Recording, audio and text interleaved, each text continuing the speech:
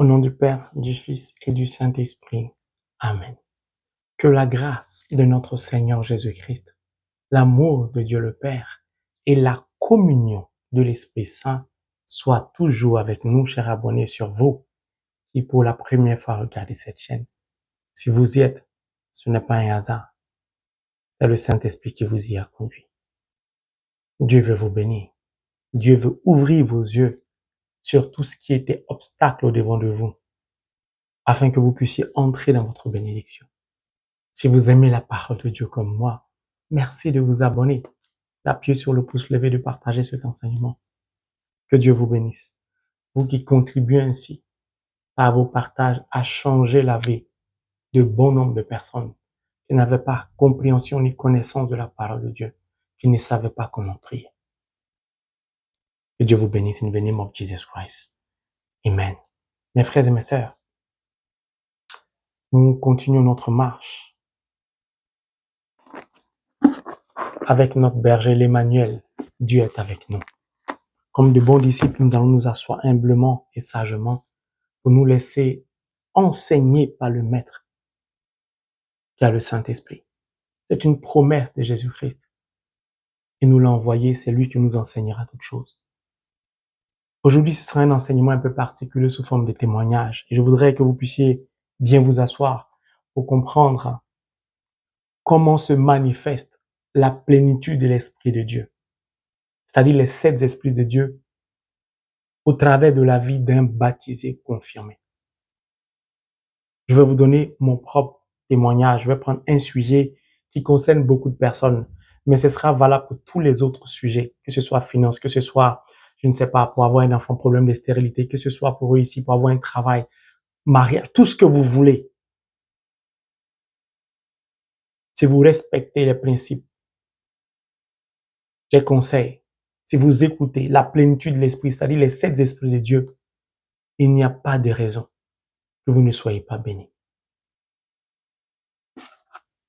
Nous allons donc prendre le livre du prophète Ésaïe, chapitre 45, du verset 5 au verset 7, qui dit, je cite, « Le Seigneur, c'est moi et personne d'autre. À part moi, il n'y a pas de Dieu. Tu ne me connais pas, mais je t'ai revêtu de force. D'un bout du monde à l'autre, on reconnaîtra ainsi qu'en dehors de moi, il n'y a rien. Le Seigneur, c'est moi et personne d'autre. Je façonne la lumière et je crée l'obscurité. Je procure le bonheur et je crée le malheur. Oui, c'est moi, le Seigneur, qui réalise tout cela. » Mon frère, ma sœur, si tu es baptisé, confirmé, ou si tu t'apprêtes à te faire baptiser ou à te confirmer, c'est parce que Dieu t'a mis à part. Jésus a dit, nul ne vient à moi si ce n'est le Père qui l'ait conduit vers moi. Or, le Père est là-haut. La personne qui t'a conduit vers le Christ, c'est le Saint-Esprit. Donc, tu es un être qui a été mis à part par Dieu. Premier point. Comme tu as été mis à part, c'est pourquoi je commence par ces versets du prophète Isaïe.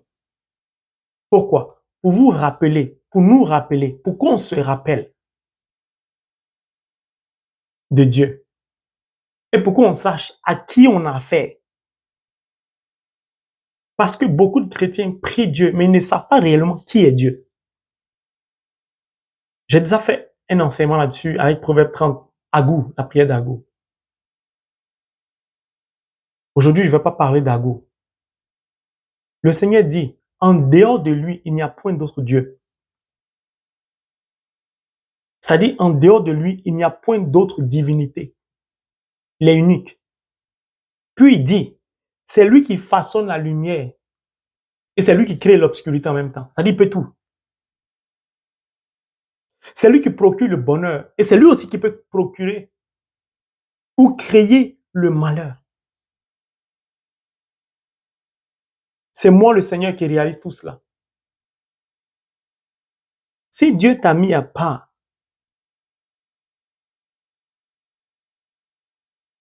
c'est qu'il t'a revêtu de force, c'est-à-dire de la puissance de son esprit, de la plénitude de son esprit. Dieu te dit que tu ne me connaissais pas, mais moi je t'ai revêtu. Parce que je t'ai choisi, c'est l'Esprit Saint qui t'a conduit vers le Christ. Le Saint-Esprit était avec toi avant de te faire baptiser.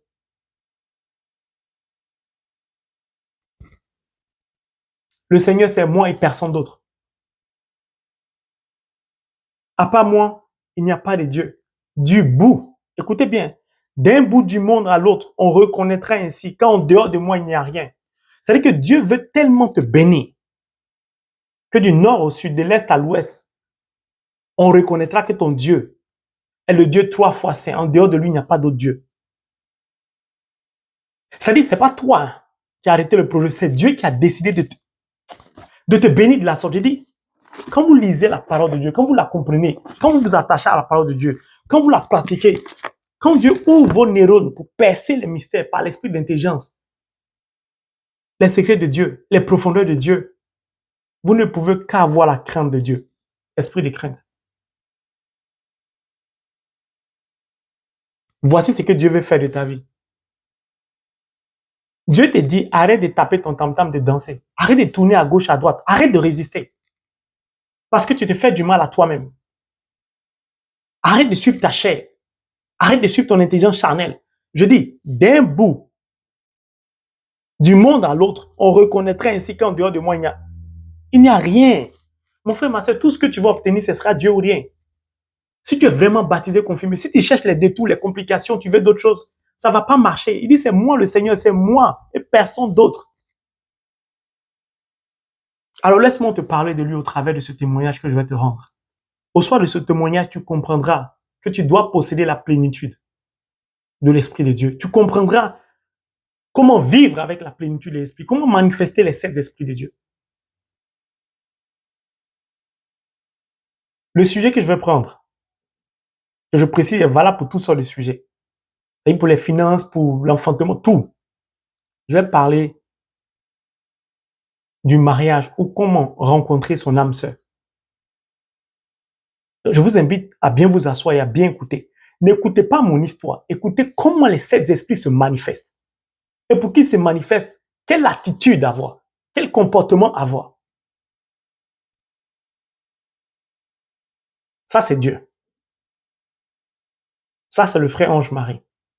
Au milieu, c'est le Saint-Esprit. J'ai fait exprès de ne pas porter le rouge pour ne pas avoir la prétention de me comparer à l'Esprit Saint quand il s'agit de moi. Le frère Ange Marie souhaite rencontrer son âme sœur. Car je précise toujours dans mes enseignements, Dieu ne marie pas. Dieu unit. La décision de parvenir au sacrement du mariage ne dépend plus de Dieu, dépend de l'homme et de la femme, du couple. Le frère Ange Marie commence à adresser ses prières à Dieu. Puis, il dit à Dieu, je veux rencontrer mon âme sœur. J'ai trop échoué. Je rencontre une personne, ça ne marche pas. Je rencontre une personne, ça ne marche pas. Je suis fatigué. Le frère Ange Marie dit à Dieu, mais je ne suis pas vilain. C'est toi qui m'as créé. Regarde-moi de là-haut. Toi-même, est-ce que je ne suis pas jolie? Non, quand tu me regardes, est-ce que toi-même tu ne m'aimes pas? Est-ce que je ne fais pas ta fierté quand même? Bien sûr, c'est mon père. Vous voulez que je lui dise quoi? Si je dis que je suis vilain, c'est que mon père est vilain. Mais j'ai du charme quand même. Pourquoi et comment ça se fait que je n'arrive pas à rencontrer mon âme sœur? J'adresse mes prières. Je fais monter mes supplications. Rien ne se produit. Pas de réponse. Je rencontre échec et mat. Je commence à crier. Je dis, est-ce que tu existes vraiment là-haut? Pourtant, je sais qu'il existe puisque je suis baptisé confirmé. Il ne répond pas. J'insiste. Il ne répond pas. Puis, fatigué, de ne pas avoir la grâce de pouvoir rencontrer mon âme seule, je décide de changer les manières de prier. Je commence à prier différemment. Je me lève tôt le matin, je vais à la messe. Je prie à partir de minuit. Je récite le rosaire. Puis, je lis la parole de Dieu. Je communie. Au bout d'un certain nombre de temps, l'Esprit de Dieu commence à me parler. Est-ce que tu es sérieux maintenant? Est-ce que tu es sincère maintenant? J'ai dit oui. Je l'ai toujours été. Il dit non, tu mens. Je vous explique clairement, je vous ai dit, moi, je ne vais pas vous mentir. Pour que beaucoup de personnes puissent s'identifier. Il dit, tu mens. Je dis, pourquoi? Pourtant, je sais la raison. Il dit, tu sais. Mais en réalité, qu'est-ce que je sais? Je sais très bien que depuis des années, depuis que je suis petit, Dieu a posé sa main sur moi. Puis il m'a appelé à le servir. Il m'a dit de s'attacher à sa parole. Je sais ça. Je fais semblant d'avoir oublié, comme beaucoup de baptisés le font, à qui Dieu a donné des révélations. Ils ont pioché des messages lors d'une retraite de prière, des versets bibliques qui indiquaient leur vie. Mais ils font comme s'ils ne savent pas. C'était mon cas. C'est pour ça que ma vie tournait en rond. Pourquoi? Si tu n'es pas sous domination, tu ne marches pas sous l'impulsion de l'Esprit Saint, comme Saint Paul le dit dans Galates 5, c'est que tu marches sous les désirs de la chair, c'est-à-dire du diable. La nature a horreur du vide. Je dis, mais depuis longtemps, je te prie, je te demande cette intention, tu ne l'exauces pas. Il dit, parce que tu n'es pas sérieux avec moi. Pourquoi je ne suis pas sérieux? Il dit, tu sais. Il a raison. Parce que, enfant, je lisais la parole de Dieu. Quand je lis la parole de Dieu, mais des miracles se produisent autour de moi. Puis, je suis quelqu'un qui aime beaucoup aider les autres. Je suis né comme ça. Maintenant, je comprends que c'est lui qui est le Saint-Esprit qui est en moi. C'est Dieu qui m'a créé avec ses qualités, ses dons. Mais je retombe dans le monde. Je vis comme tout le monde. Je vais à l'église quand je veux. Je lis quand je veux. Je prie quand je veux. Je me comporte comme je veux. Comme tout le monde, je cherche l'argent, je cours après l'argent. C'est-à-dire le travail, un bon salaire, ainsi de suite. Je vis ma vie comme le monde le souhaite. Comme le monde me présente.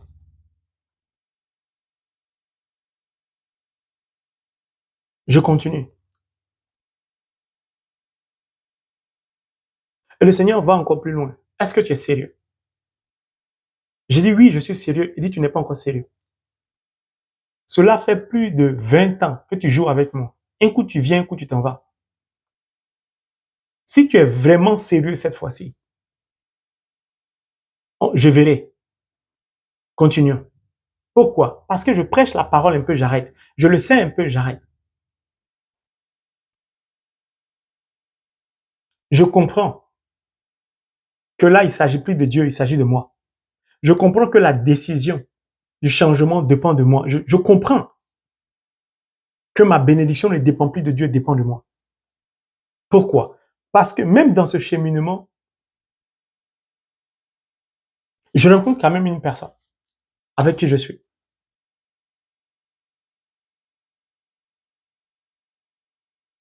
Puis au fur et à mesure, je prie, je jeûne. La relation s'est détruite. Je me tourne vers Dieu, je dis, je ne comprends pas. Il dit, parce que tu ne m'écoutes pas. Là, je comprends que Dieu est en train de faire échouer toutes mes tentatives de rencontrer une âme sœur dans la chair, par mon intelligence.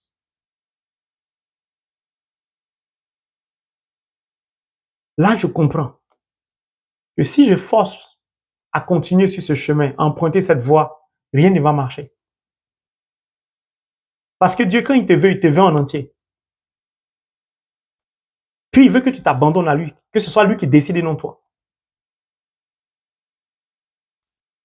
Je saute beaucoup d'étapes.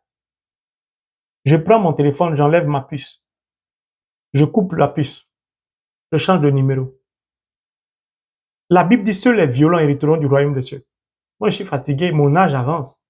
J'ai envie de me stabiliser. J'ai dit, je saute beaucoup d'étapes, pour ne pas être long. Je change de numéro. Je donne mon numéro à presque personne.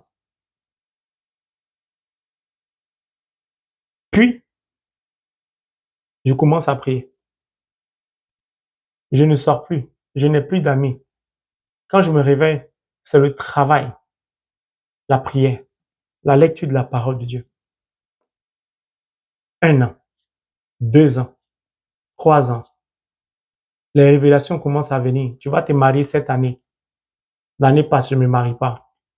L'année qui suit, tu vas te marier cette année. Et rien ne se produit, je ne me marie pas. Tu vas te marier cette année.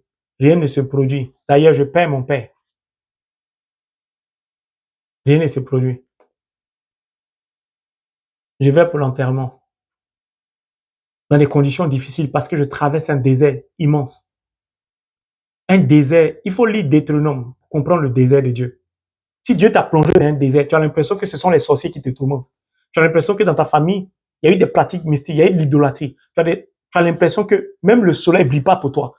C'est-à-dire que le désert de Dieu, il augmente tellement la température parce que tu as tellement joué avec lui que tu as l'impression que tu vas péter les plombs. Tu as l'impression que, comme l'a dit le prophète, la mort est mieux. Parce que tu subis toute cette souffrance, alors que tu travailles, tu as un salaire, tu es bien payé. Mais tu ne vois pas le jour. Tu n'arrives même pas à gagner. Tu ne comprends plus rien. Et tu es tenté. Tu es tenté. Parce que le diable va toujours envoyer les gens vers toi pour te dire, c'est pas normal ta situation. Moi, je connais un homme mystique dans tel pays. J'ai son numéro. Il y a un voyant ici. Il y a une médium. Tu es tenté. Mais comme je lis beaucoup la parole, je reste au niveau de la tentation, mais je ne passe pas à l'acte. Parce que je ne sais pas, depuis petit, mon attachement à Dieu est fort. Je n'arrive pas à faire ce genre de choses. Même si parfois ça m'a effleuré l'esprit. J'ai dit, je suis un chrétien normal. Mais ça a juste effleuré l'esprit, pas plus. Je n'ai pas nourri cette idée, cette pensée, non.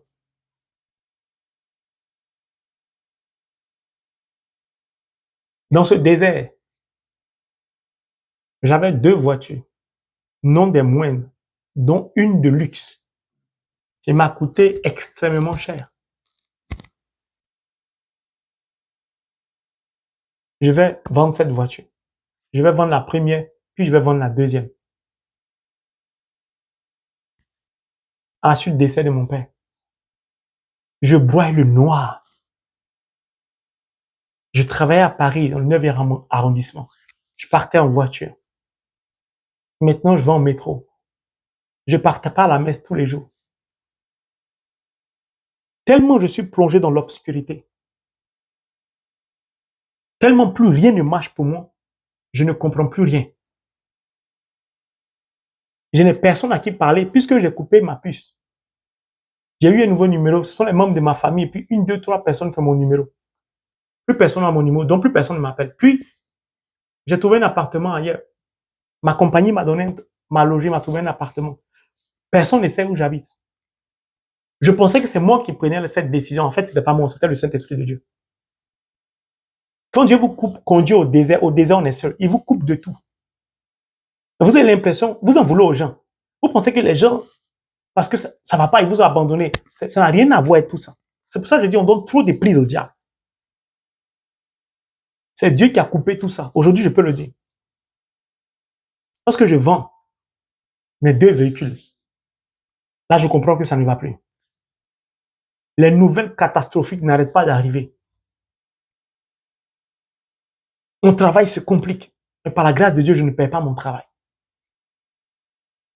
Je passe d'un état de bourgeois où mes comptes étaient renfloués au découvert. Je commence à prendre des dettes. Puis je suis surendetté. C'est-à-dire, je ne sais plus ce qui m'arrive, je ne sais plus où je vais. Pourtant, c'est là que je prie le plus. Et c'est là que je traverse ces moments les plus difficiles de ma vie. C'est pourquoi je vous dis, ne jouez pas avec Dieu, ne perdez pas le temps. S'il vous interpelle maintenant, mieux vaut le suivre, lui dire oui. Le nombre d'années vous allez prendre à jouer avec lui, il va convertir le nombre d'années vous avez pris pour jouer avec lui en température pour vous conduire au désert. Dieu est plus intelligent que nous. Dieu n'est jamais pressé. Il est tellement patient qu'il rigole quand on joue avec lui. Parce qu'il sait qu'on va tourner, on va finir par revenir à lui. Difficulté sur difficulté, huissier sur huissier. Saisis mon compte bancaire. Ou colle des fiches sur ma porte, ils vont saisir mes biens. Quand je regarde, je ne sais pas ce que j'ai fait avec tous ces centaines d'euros, de milliers d'euros. Je ne sais pas ce que j'ai fait avec. Je ne sais pas. Ça n'a rien à voir avec la sorcellerie. On ne m'a pas bassé. Aucun sorcier ne peut m'atteindre. C'est juste que j'étais au désert, je ne savais pas. Quand j'essaie de contacter un serviteur de Dieu, Dieu s'arrange à éteindre mon téléphone ne marche plus. Quand je force quand même pour contacter un serviteur de Dieu, il me dit, tu me donnes 100 000 ou 200 000, je vais payer pour toi. C'est-à-dire que tout ce qui peut m'énerver, je ne savais pas. Aujourd'hui, je peux vous dire, c'est Dieu qui permettait ça. C'est pourquoi moi, je ne porte aucun jugement sur les serviteurs de Dieu. Parce que Dieu peut serrer le cœur contre vous. Pourquoi Dieu faisait ça? Parce que Dieu voulait me parler cœur à cœur. Il ne voulait pas d'intermédiaire entre lui et moi. Il voulait me faire savoir les versets que je vous ai lus. Il voulait me faire comprendre que moi particulièrement, il ne veut pas d'intermédiaire entre nous deux. Certainement, Dieu veut la même chose pour toi qui m'écoutes. C'est pourquoi il t'a conduit sur cette chaîne, parce qu'il sait que je saurais te donner les conseils pour te rapprocher de lui. Il sait comment il m'a traumatisé. Je repense. Dieu sait combien de fois il m'a traumatisé. Il m'a torturé en guillemets. Parce que je méritais cela. C'était la condition, le seul chemin malheureusement que j'offrais à Dieu pour mon propre changement, pour ma propre bénédiction. J'ai contraint Dieu à me torturer en guillemets. Moi, je ne suis pas le genre, on parle doucement et puis ça rentrait. C'est pourquoi aujourd'hui, je suis comme un œuf. Je suis doux comme un agneau. C'est Dieu seul qui peut faire ça. Brun et noir. Mais je ne lâche pas. 40 jours de jeûne. Maintenant où j'ai plus rien, maintenant où je suis à découvert, maintenant où je suis endetté, surendetté, maintenant où je n'ai plus de voiture de luxe ni de voiture normale, maintenant que tout est sombre, tout est fermé, c'est maintenant j'ai envie d'aller au pèlerinage.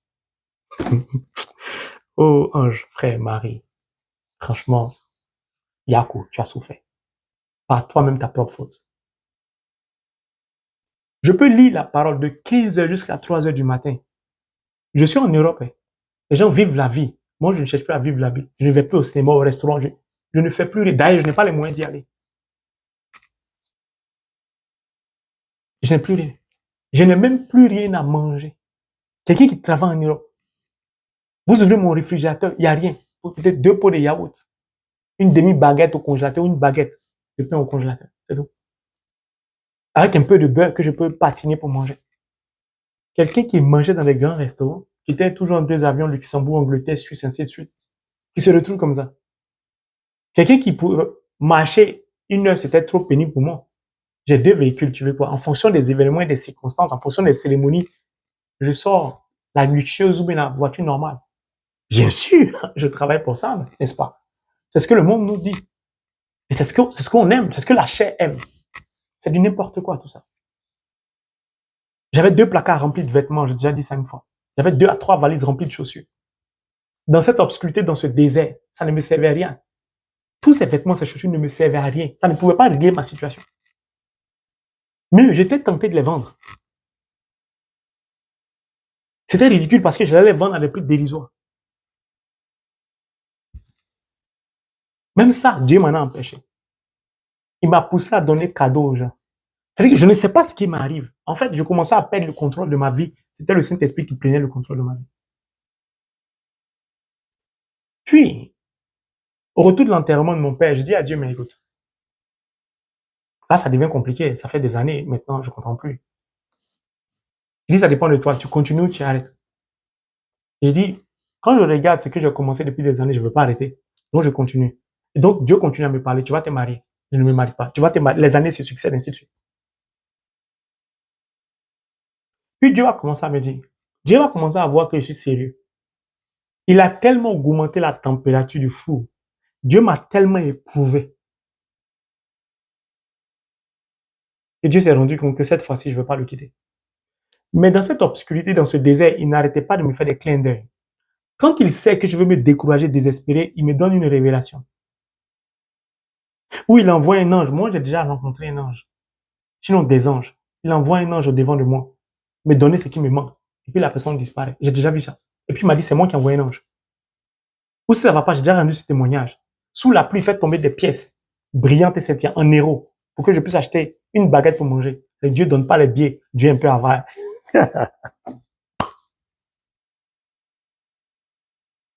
Puis, n'ayant plus rien, Dieu va financer mon pèlerinage en Israël. Dieu va financer mon pèlerinage au Canada. Dieu va financer les différents pèlerinages. Je ne comprends pas. Je dis, mais je n'ai pas d'argent. Comment ça se fait? Il y a toujours une opportunité financière qui s'ouvre. Mais juste pour aller au pèlerinage. Mes factures, mes dettes, Dieu s'en fout. Quand les huissiers vont me presser, Dieu va me dire, personne ne va te mettre dehors. J'ai positionné un ange devant ta porte. Effectivement, personne ne m'a mis dehors. Dieu va me dire, ta femme est à 2 pas. Je suis en France. Si on me dit ta femme est à 2 pas, c'est qu'elle est dans la ville, au moins dans le pays. En réalité, le langage de Dieu est un langage surnaturel, n'est pas le langage charnel. À 2 pas, ça ne veut pas dire qu'elle est à côté de toi dans ton pays, dans ta ville. Elle n'était ni en Europe, ni en Afrique.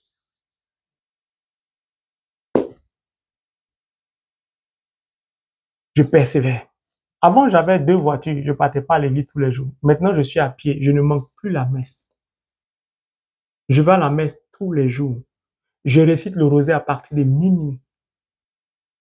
Je lis la parole de Dieu tous les jours jusqu'à ce que mes yeux ne tiennent plus.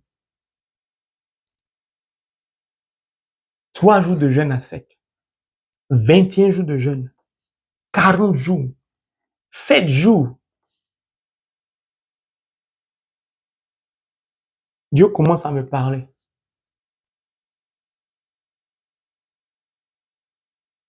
J'ai fait 21 jours de jeûne encore. Dieu commence à me détailler ma vie. Qu'est-ce qui constituait les obstacles? Pourquoi j'ai rencontré telle personne, ça n'a pas marché? Pourquoi dans tel projet j'ai investi, ça n'a pas marché? Dieu commence à se faire tout proche de moi.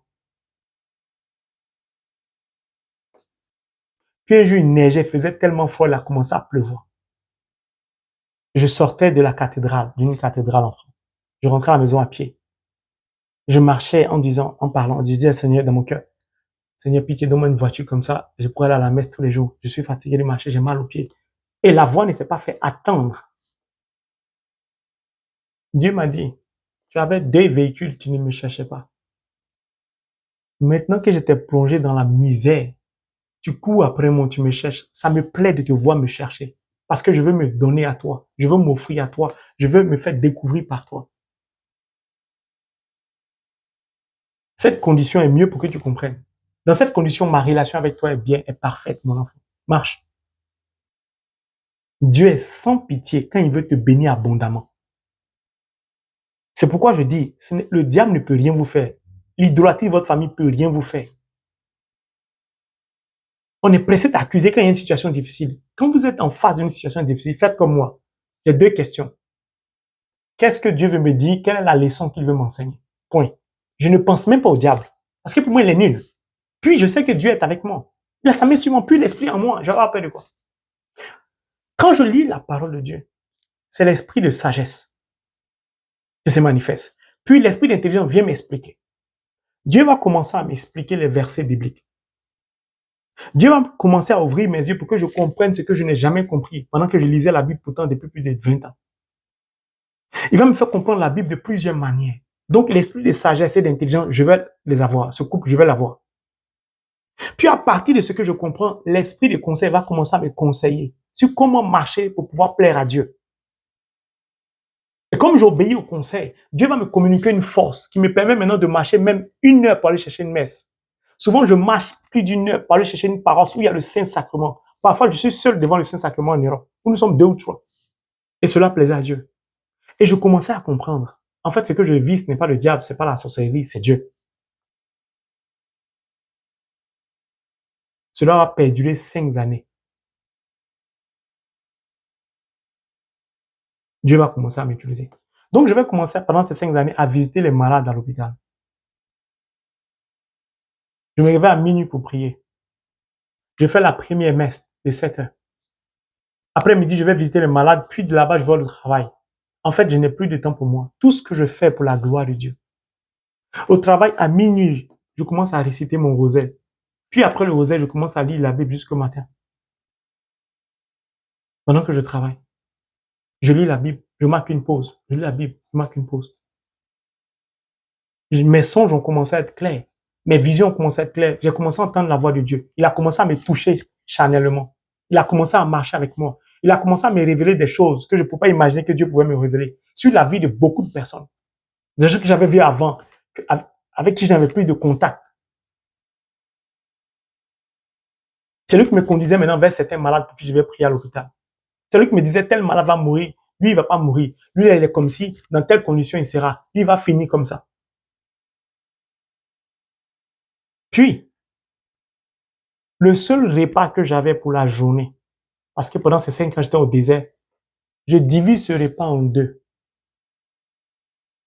Et j'apporte la moitié à un malade à l'hôpital, qui lui est fatigué de la nourriture de l'hôpital, qui devient fade. Donc je partage. Quand je commence à prier Dieu pour la guérison, il me dit, lui là, il va pas guérir. Prends soin de lui parce que c'est bon. Je te montre mon visage au travers de la maladie extrême. C'est-à-dire un cancer inguérissable. Vous voyez la personne se dégrader, puis Dieu vous dit, c'est moi qui me dégrade comme ça en lui. Prends soin de moi. Tous les jours, je suis assis à l'hôpital auprès de ce malade. Je visite les autres malades, mais lui, je le porte, je l'envoie à la messe, à l'hôpital. Je l'accompagne au Saint-Sacrement, à la chapelle de l'hôpital. C'était ma vie. Je n'avais plus de vêtements. J'étais pauvre. J'étais, en guillemets, misérable. Mais ma vie n'avait plus de sens que pour Dieu. Je n'avais Dieu que pour Dieu. Je ne vivais que pour Dieu. Ça ne suffisait plus de lire la Bible à la maison. Ça ne suffisait plus de lire la Bible au travail. Maintenant, il fallait que je lise la Bible dans le métro parce que je ne tenais plus. Ma soif était trop grande.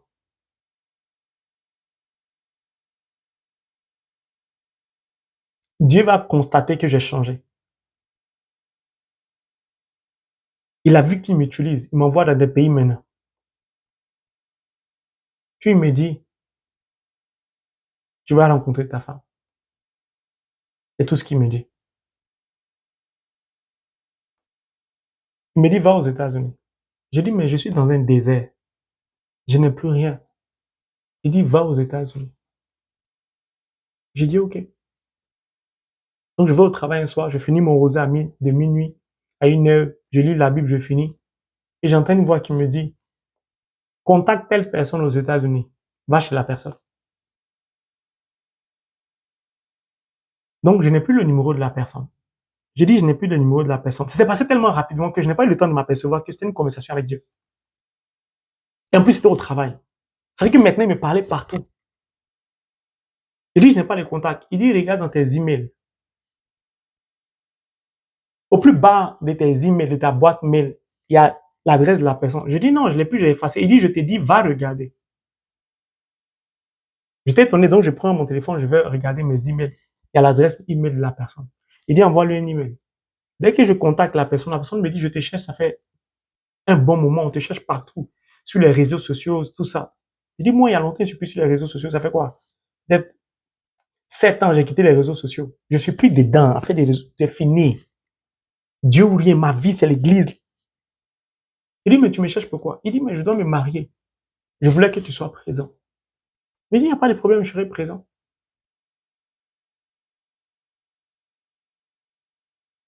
Et je dis à Dieu, mais je fais comment pour y aller?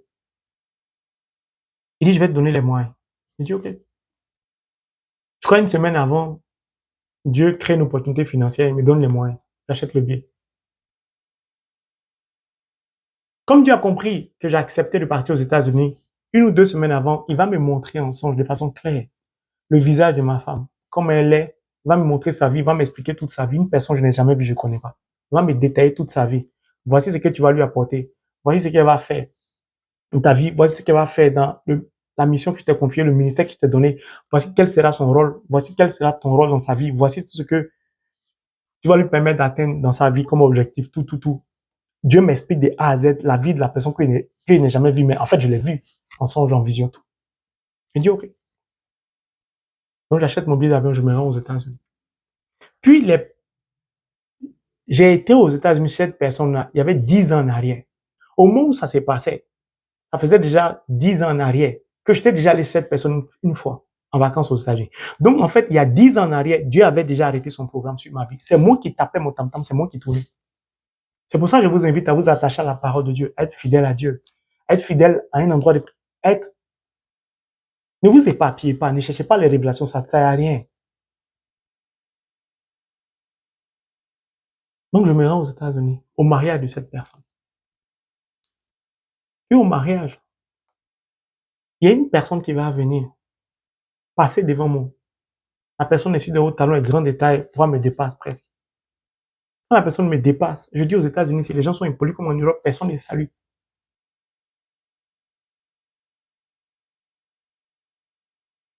Donc la cérémonie a lieu, ainsi de suite.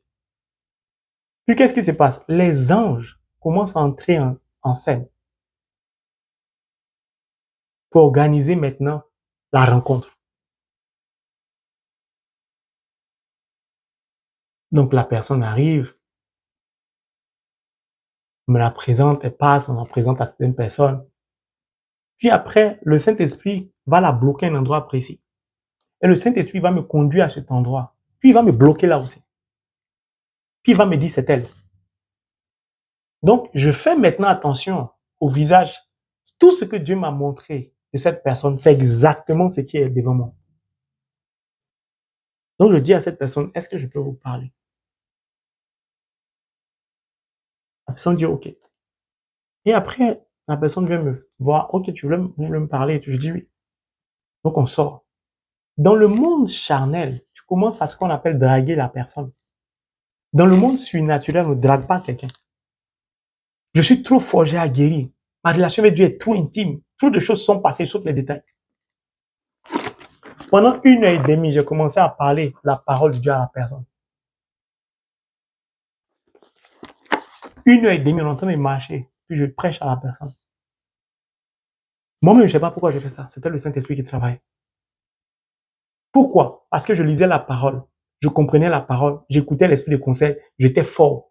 Donc l'esprit de connaissance me révélait les choses. Et j'avais la crainte de Dieu, donc je laissais la plénitude d'esprit agir. C'était plus la chair. Pourquoi Dieu me permettait de prêcher la parole à la personne ou de la draguer? Parce que Dieu voulait certifier que cette personne non seulement allait être mon épouse, mais il voulait certifier à cette personne qu'elle va m'accompagner dans l'œuvre de Dieu. Puis il voulait me rassurer. Si elle rejette mes prêches, elle n'est pas la femme qu'il a prévue pour moi. Mais cette personne va accueillir mon prêche, va dire, mais c'est inhabituel.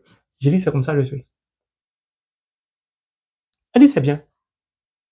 Donc j'ai compris en fait que lorsque Dieu prépare le chemin, il certifie toujours ce qu'il fait.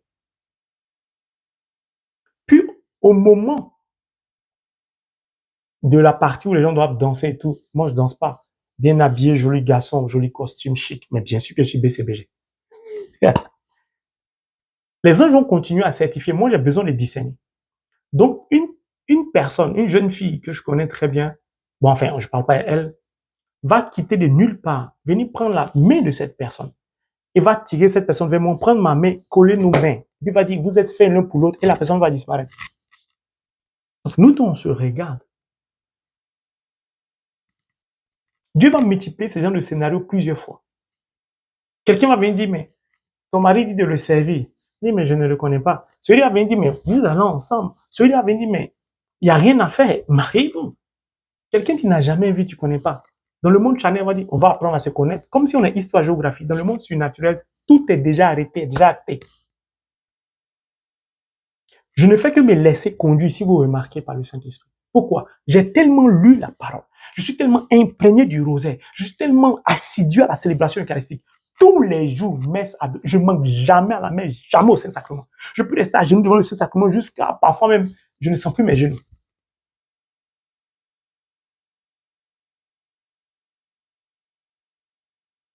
Puis la personne, c'est une personne qui a dit à Dieu, je vais à des mariages, je veux rencontrer mon homme au mariage. Donc, tous les autres mariages, cette personne-là se sapait, s'habillait classe. Elle ne rencontrait personne. Le mariage où on se rencontre est le mariage où elle s'habille de façon tellement simple, puisque elle se dit, bon, c'est pas un mariage, c'est pas une personne que je suis vraiment proche, voilà, donc je vais m'habiller aussi simplement, banalement.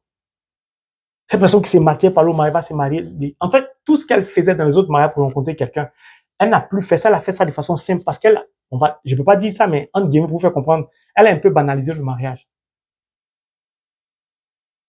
Ce qui était banal à ses yeux, c'est là-bas Dieu va lui donner ce qu'elle cherchait dans les mariages luxueux.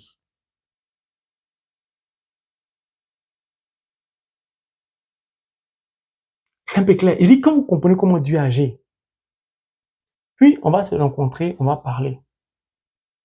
Après la cérémonie, on va se donner rendez-vous. Je vais me rendre chez cette personne-là. Je vais partir avec un sachet, les sacs plastiques. Pourquoi? Parce que Dieu m'a tellement épuré que je vis le détachement. L'argent ne me dit plus rien, le bien m'a plus rien ne me dit. Cette personne va constater que je suis quand même bizarre. Pour quelqu'un qui veut épouser une femme. Se promène les sacs plastiques, ses habits sont dedans, ses chaussures. Il marche, il est habillé simplement, elle ne comprend pas l'affaire. Puis je vais retourner en France. Cette personne, c'est pas que je suis un serviteur de Dieu. Avant de retourner en France, je vais lui dire, si je n'étais pas épousé, personne ne va t'épouser. Je dis bien, personne ne va t'épouser. Puis, mon œil est sur toi. Tout ce que tu vas faire, je le saurai. Elle a dit, mais c'est qui celui-là? Donc, je retourne. Je l'invite. Elle veut venir voir chez moi où j'habite en France. Et le Seigneur dit, c'est pas elle qui va venir, c'est toi qui vas partir. Donc, je lui dis, tu viendras pas, c'est moi qui vais partir. Elle dit non. Elle va acheter le billet. Le billet est tellement cher qu'elle peut pas acheter. C'est moi qui finis d'acheter et puis j'arrive. Elle dit, mais c'est bizarre quand même, tu avais dit ça, c'est toi qui es venu. J'ai dit, je suis un serviteur de Dieu. Faut me prendre au sérieux. C'est normal, elle ne connaît pas mon passé. Puis les choses vont se dérouler de la sorte. Je vais retourner, je vais faire des va-et-vient. Puis je vais dire à cette personne-là, voici ce que tu as fait, voici ce que tu as fait. Elle dit, mais tu n'es pas ici, comment tu sais? J'ai dit, je t'ai dit la première fois, mon œil est sur toi. Dans le ciel, nous sommes déjà mariés, c'est déjà acté. On est un. C'était difficile pour la personne de comprendre ça. Puis c'est une personne qui respecte les deux secrets de la Bible. C'est-à-dire qu'elle va beaucoup à l'église. Et c'est une personne qui peut vider son compte bancaire pour faire offrande, pour soutenir l'œuvre de Dieu. Elle peut donner 5 000 à 10 000 dollars à l'église. Cette personne, quand je l'ai rencontrée, était évangélique. Cette personne-là faisait des veillées de prière avec son pasteur dans l'église. Cette personne-là donnait beaucoup à l'église. Cette personne-là, parfois, il lui arrivait de parler en langue pendant les veillées. Cette personne a dit à Dieu, au plus jamais l'homme va me toucher jusqu'à ce que je rencontre mon homme. Elle a dit cela juste une année. Elle a respecté ce qu'elle a dit à Dieu. Offrande à Dieu. Veillée des prières. Elle n'a rien fait. Elle était assise simplement chez eux aux États-Unis. Quelqu'un s'embrouillait seul en France. La pluie n'a vu la trouver. Elle n'a fait aucun effort. Elle a eu un mari. Et non des moindres, parce que je ne suis pas n'importe qui, je suis un serviteur de Dieu. Je n'ai pas un doctorat, c'est vrai. Mais mon diplôme que j'ai est supérieur à un président de la République. Avec ça, je peux tout faire, tout avoir. Donc, on parle du mariage. La personne va me dire, moi, je suis évangélique. Moi, je ne discute pas à faire des religions. Je me mets à genoux, je dis à Dieu, regarde, moi, je veux communier, j'aime la communion. Et puis, on est trop en intimité avec Saint-Sacrement. Si ça à toi, il plaît, que je bascule sur les évangéliques, je range ma Bible. Puis, j'ai posé une nation prophétique en Israël. J'ai acheté 2 chapelets. Un pour la future épouse, la personne que je vais épouser, un pour moi. Si cette action n'a servi à rien, je range tout ça. je deviens évangélique. C'est tout ce que j'ai dit à Dieu. Je n'ai pas discuté avec la personne que j'ai rencontrée aux États-Unis. Non, le niveau spirituel que j'avais atteint était un niveau spirituel. Vous ne pouvez pas imaginer. C'est la plénitude de l'Esprit de Dieu est là. J'ai les 7 esprits, je n'ai plus peur. Mes pensées sont exaucées, mes paroles sont exaucées, mes sons sont exaucés. Je touche. Ce n'est pas de la plaisanterie. Quand je vous dis attachez-vous à Dieu, ce n'est pas de la plaisanterie. C'est lui qui dit vainqueur à quel moment je suis rentré en eau profonde avec lui. Je vis en lui, il vit en moi. Parfois, je lui dis, fais-moi sentir ta présence. Il me projette sur le mur. Je dis, je sais que tu es là, merci. Ne casse pas mes os quand même. C'était une réaction intime profonde. Quand on est baptisé, confirmé, on ne marie pas n'importe qui. On n'épouse pas n'importe qui. Ou n'importe qui ne vous épouse pas. Je ne parle pas, peu importe de votre passé. Ce n'est pas votre passé. Mais le jour où vous acceptez de vous attacher à Dieu, vous devez manifester les 7 esprits. Donc tout ce que je dis, vous voyez, non. Il y a obéissance, il y a humilité, il y a crainte de Dieu, il y a lecture de la parole, il y a écoute de l'esprit conseil. J'ai la force. Je déclare des paroles à cette fille. Je dis, tu vas pas venir, viens pas. Je dis, voici, ça se passe.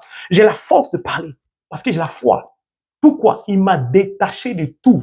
C'est parce que j'avais des voitures luxueuses que je faisais le balai. C'est parce que j'étais en 2 avions. C'est parce que je travaillais à Paris dans le 9e que je me la pétais, je faisais ce que je voulais. C'est fini tout ça. Tu n'as pas le temps de parler de tout ça. Puisque tu es dans le niveau surnaturel. Et cette personne me dit, bah écoute, si on doit se marier, avoir des enfants, il faut qu'on parte dans la même religion. Il dit, il n'y a pas de problème si tu veux.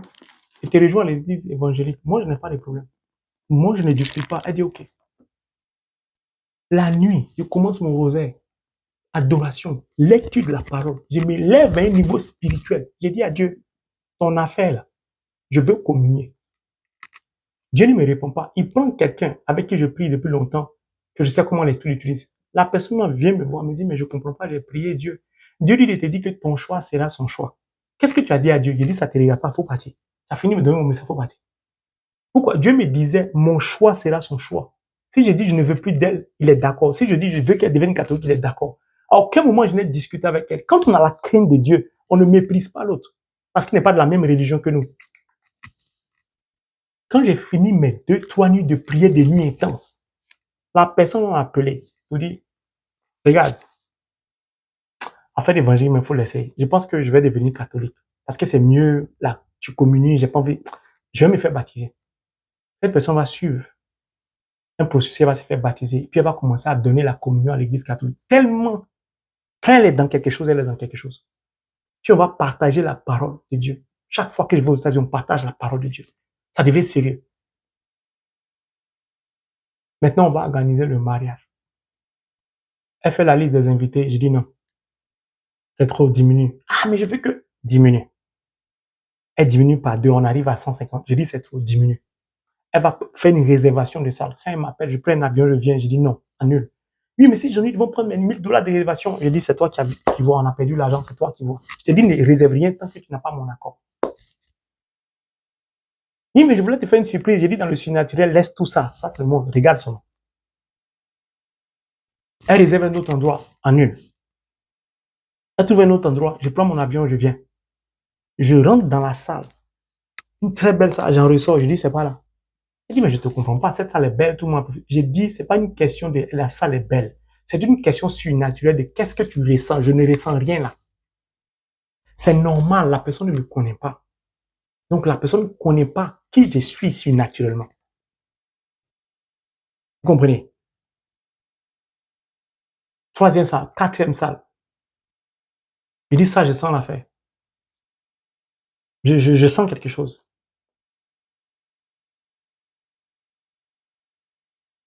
Après, le Seigneur dit, non, c'est pas là.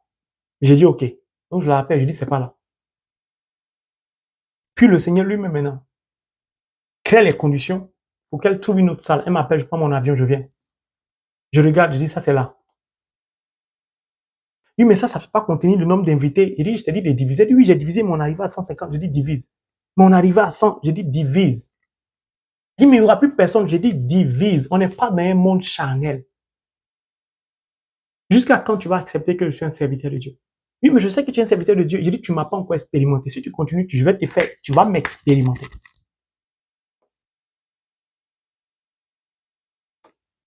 Elle dit, oui. Puis j'ai dit à Dieu, fais qu'elle m'expérimente. Et Dieu a fait quelque chose dans sa vie. Je pense que quand elle est sortie de là, elle a compris qui j'étais. Elle a compris. Dieu l'a divisé.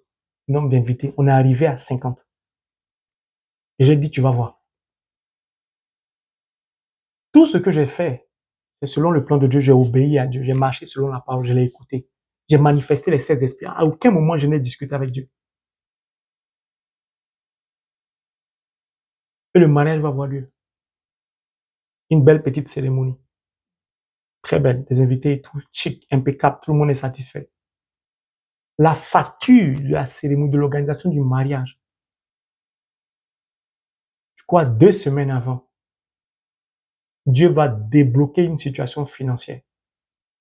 Il va créer une opportunité financière. Le montant que nous allons avoir va couvrir tout notre mariage. Elle commence à comprendre qui elle a épousé. C'est pourquoi les gens qui disent n'ont pas l'argent pour se marier, n'ont pas envie de se marier. C'est parce que vous comptez sur vous, comptez sur Dieu. Puis, je vais l'épouser. Elle va devenir catholique.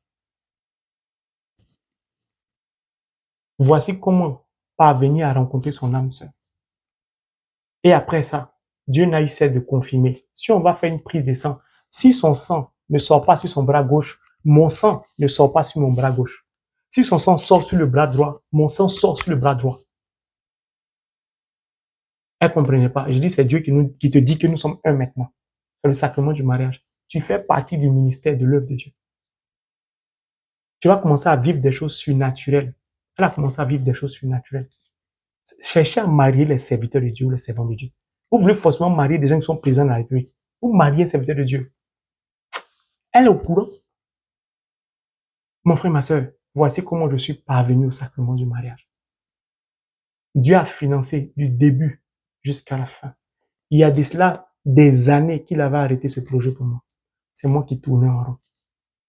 Prends n'importe quel sujet, stérilité, enfantement, voyage, situation difficile, d'être tout. Il est la seule personne qui peut tout faire pour toi.